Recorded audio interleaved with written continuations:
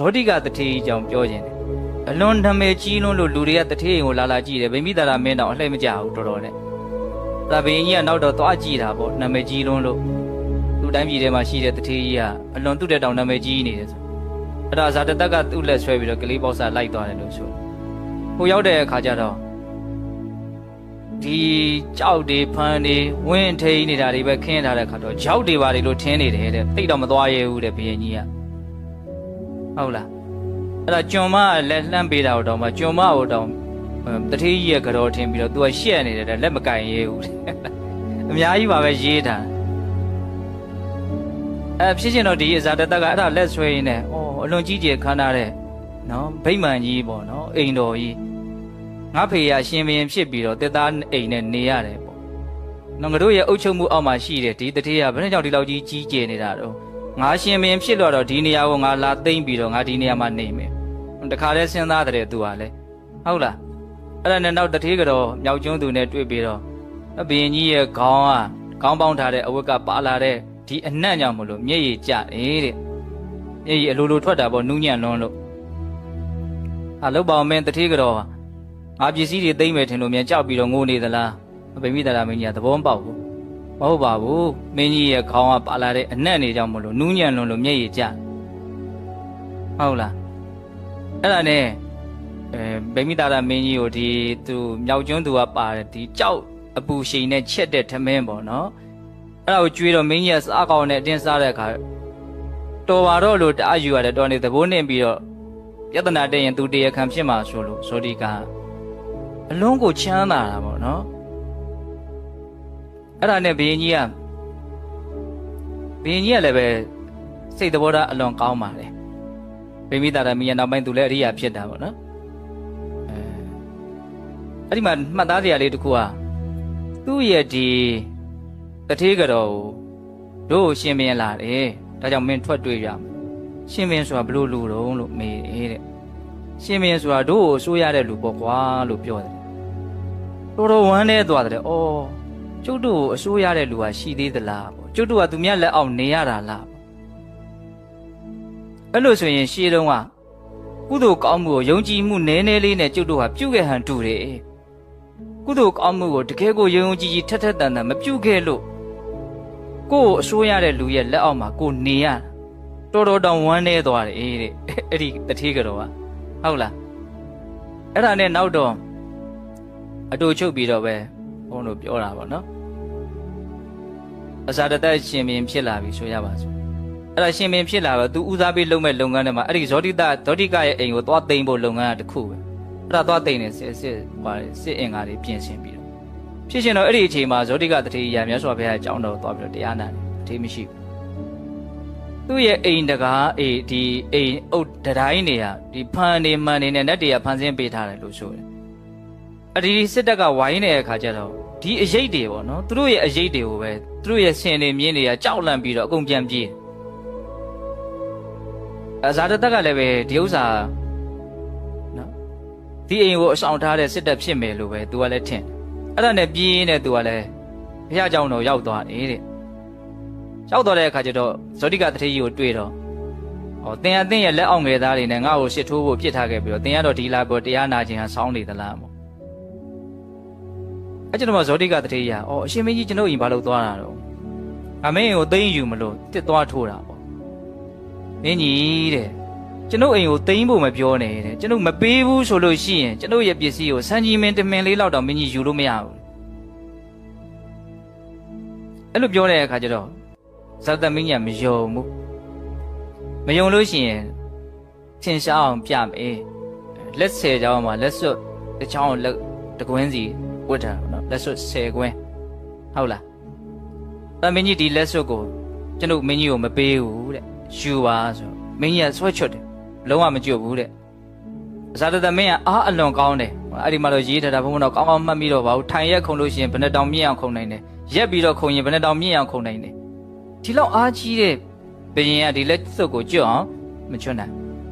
အဲ့ဒါနဲ့ချွေးတွေပါတွေပြန်နေပြီဆိုတော့မှကိုင်မင်းကြီးပင်ပန်းပါဝေလဲတော်ပစိုးကိုဖြန့်လိုက်ပါဆိုဖြန့်အဲ့လက်ဆယ်ချောင်းတို့အောက်ကိုစိုက်ချရတာလက်စွပ်တွေအကုန်လုံးအောက်ကိုသူလျှော့ပြီးတော့ကြာပါတယ်သူမပေးဘူးဆိုလို့ရှိရင်ဘယ်သူမှယူလို့မရဘူး ဒါ तू ကကောင်းမှုကိုပြုစဉ်အခါတုန်းကဆူတောင်းနဲ့တွဲပြီးတော့ तू ကပြုတာအဲ့ဒီမှာတခုထူးခြားတာဒီဖြစ်ရက်ကသူ့အတွက်တော့အလွန်ကောင်းတဲ့ဖြစ်ရက်တစ်ခုဘာလို့ဆိုတော့ तू အလွန်တန်ဝေကရသွားတယ်လောကီစည်းစိမ်ဆိုတာရန်အလွန်များတယ်ပေါ့နော်အဲ့ဒါနဲ့ပါရမီရလည်းပါခဲ့တဲ့ပုဂ္ဂိုလ်ကောင်းမှုကိုလည်းအထွတ်အထိပ်ပြုခဲ့တဲ့ပုဂ္ဂိုလ်ဆိုတော့